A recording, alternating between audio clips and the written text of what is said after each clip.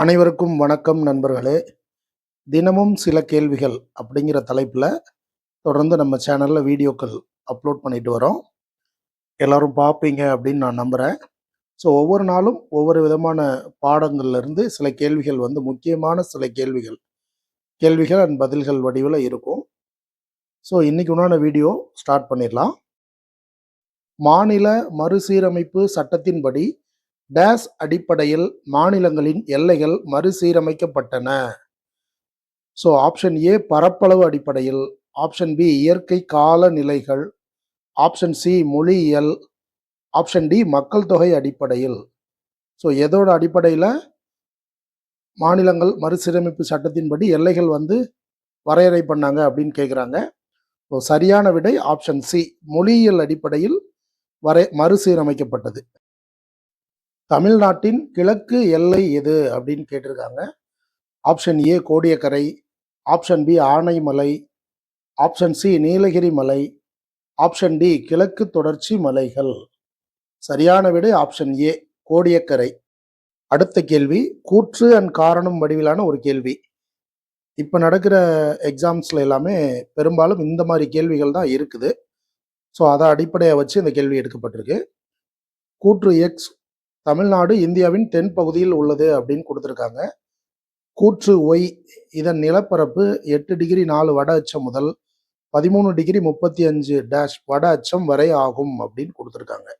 So இதில் 2 கூற்று கொடுத்துருக்காங்க, எக்ஸ் அண்ட் ஒய்ன்னு கொடுத்துருக்காங்க. ஆப்ஷன் ஏ கூற்று எக்ஸ் தவறு, கூற்று ஒய் தவறு, ரெண்டுமே தவறுன்னு சொல்லியிருக்காங்க. ஆப்ஷன் பி கூற்று எக்ஸ் சரி, ஒய் சரி, ரெண்டுமே சரின்னு சொல்லியிருக்காங்க. ஆப்ஷன் சி கூற்று எக்ஸ் தவறு, ஒய் சரி. ஆப்ஷன் டி கூற்று எக்ஸ் சரி அண்ட் ஒய் தவறு அப்படின்னு சொல்லியிருக்காங்க. ஸோ இதில் சரியான விடை எது அப்படின்னா ஆப்ஷன் பி தான் சரியான விடை. கொடுக்கப்பட்டிருக்க 2 கூற்று எக்ஸ் அண்ட் ஒய் ரெண்டுமே சரியானது.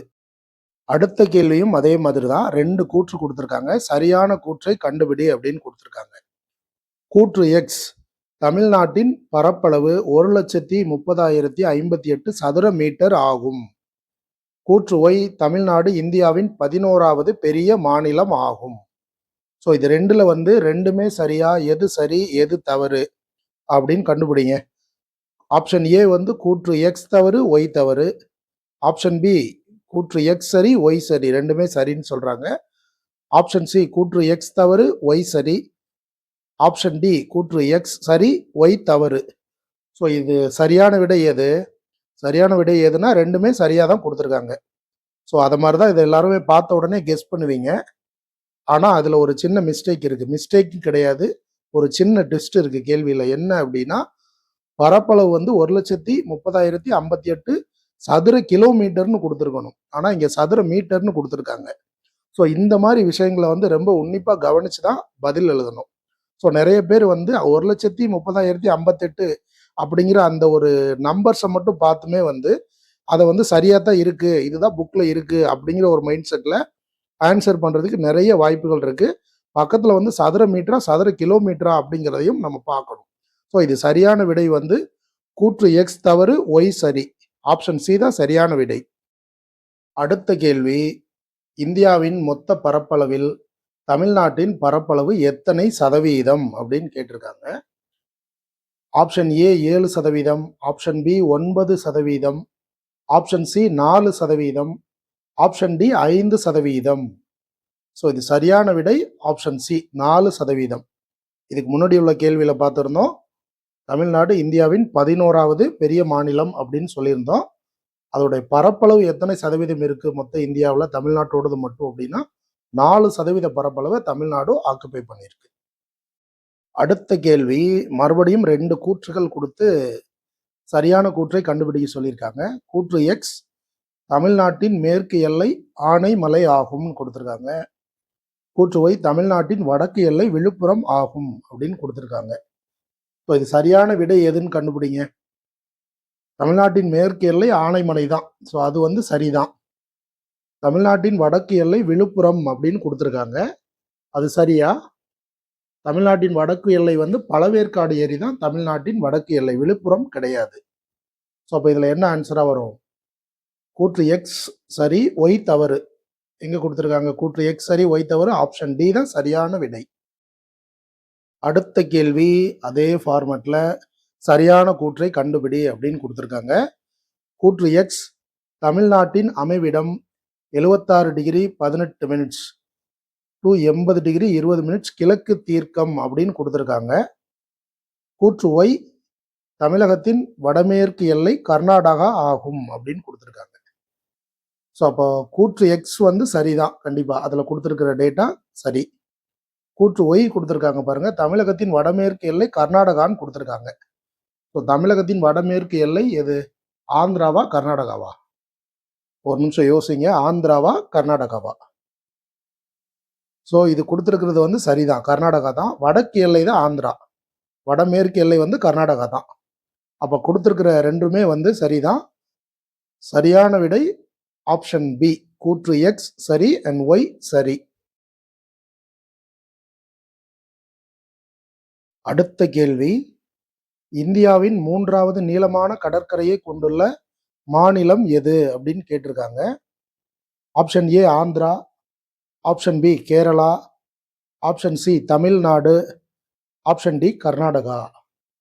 சரியான விடை ஆப்ஷன் சி, தமிழ்நாடு தான். குஜராத் அண்ட் ஆந்திரா அந்த 2 ஸ்டேட்டுக்கு அடுத்தபடியாக தமிழ்நாடு தான் 3வது நீளமான கடற்கரை வந்து தமிழ்நாட்டில் தான் இருக்குது. ஸோ ஆப்ஷன் சி சரியான விடை. அடுத்த கேள்வி, தமிழ்நாடு எத்தனை பிரிவுகளாக பிரிக்கப்பட்டுள்ளது அப்படின்னு கேட்டிருக்காங்க. Option A 5, option B 6, option C 7, option D 8. So இது வந்து ரொம்ப சிம்பிளாக டைரக்டாக கேட்டிருக்க ஒரு கேள்வி. ஸோ சரியான விடை ஆப்ஷன் ஏ 5. அடுத்த கேள்வி, தமிழ்நாடு உருவான காலகட்டத்தில் எத்தனை மாவட்டங்கள் இருந்தன? Option A 15, option B 14, option C 13, option D 12. சரியான விடை ஆப்ஷன் சி, 13 மாவட்டங்கள் இருந்தன. அடுத்த கேள்வி, வடக்கே நீலகிரி முதல் தெற்கே கன்னியாகுமரி வரை நீண்டுள்ள மலை எது? அதாவது மலைத்தொடர், அதை தான் அப்படி கேட்டிருக்காங்க.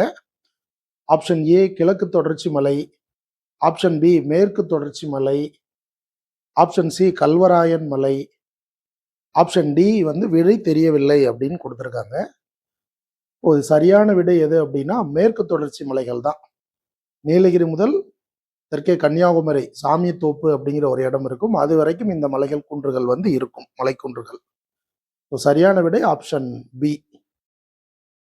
அடுத்த கேள்வி, மேற்கு தொடர்ச்சி மலைகளின் பரப்பளவு எவ்வளவு? ஸோ ஆப்ஷன் ஏ 2500 சதுர கிலோமீட்டர், ஆப்ஷன் பி 3000 சதுர கிலோமீட்டர், ஆப்ஷன் சி 3500 சதுர கிலோமீட்டர், ஆப்ஷன் டி 2000 சதுர கிலோமீட்டர். சரியான விடை ஆப்ஷன் ஏ 2500 சதுர கிலோமீட்டர். அடுத்த கேள்வி, மேற்கு தொடர்ச்சி மலைகளின் அதிகபட்ச உயரம் அப்படின்னு கேட்டிருக்காங்க. Option A 2000 metre, option B 3000 metre, option C 4000 metre, option D 5000 metre. So புக்கில் வந்து எப்படி கொடுத்துருப்பாங்கன்னா 2000 மீட்டர் முதல் 3000 மீட்டர் வரைன்னு கொடுத்துருப்பாங்க. இங்கே கேள்வி வந்து அதிகபட்ச உயரம்னு கேட்டிருக்காங்க. சரியான விடை ஆப்ஷன் பி 3000 மீட்டர். அடுத்த கேள்வி, பின்வரும் மலைத்தொடர்களில் மேற்கு தொடர்ச்சி மலை அல்லாதது எது அப்படின்னு கேட்டிருக்காங்க. ஆப்ஷன் ஏ நீலகிரி மலை, option B Anaimalai, option C ஏலக்காய் மலை, ஆப்ஷன் டி கல்வராயன் மலை. சரியான விடை வந்து கல்வராயன் மலை. கல்வராயன் மலை அப்படிங்கிறது கிழக்கு தொடர்ச்சி மலைகளில் வரும், மற்ற 3மே வந்து மேற்கு தொடர்ச்சி மலைகளில் வரும். நீ கேட்டிருக்கிறது மேற்கு தொடர்ச்சி மலை அல்லாதது எதுன்னு தான் கேட்டிருக்காங்க. ஆப்ஷன் டி சரியான விடை. அடுத்த கேள்வி, மலை அணில் சரணாலயம் எந்த மாவட்டத்தில் அமைந்துள்ளது? Option A Tenkasi, option B Nilgiri, option C Dindigul, option D Virudhunagar. So சரியான விடை ஆப்ஷன் டி விருதுநகர். இந்த கேள்வியோட இன்னைக்கான கேள்வி தொகுப்பு முடிவடையுது. எதுக்காக 15 கேள்விகளோட முடிக்கிறோம் அப்படின்னா, இந்த கேள்விகளுக்கு கிட்டத்தட்ட ஒரு 10 நிமிஷம் அப்படிங்கிற ஒரு கால அளவு வருது. வீடியோவுடைய லென்த் வந்து நிறைய பேர் வந்து வீடியோவுடைய லென்த் ரொம்ப அதிகமாக இருந்ததுன்னா அதை பார்க்க விரும்ப மாட்டாங்க. ஸோ அவங்களுக்காக தான் வந்து இந்த ஒரு வீடியோவோட கால அளவு வந்து கம்மி பண்ணி கொடுத்துருக்கோம். ஸோ வீடியோ எப்படி இருந்துச்சுன்னு பார்த்துட்டு கமெண்ட் பண்ணுங்கள். இதுக்கு முன்னாடியும் சில வீடியோக்கள் நம்ம சேனலில் அப்லோட் பண்ணியிருக்கோம், அதையும் பாருங்கள். நன்றி.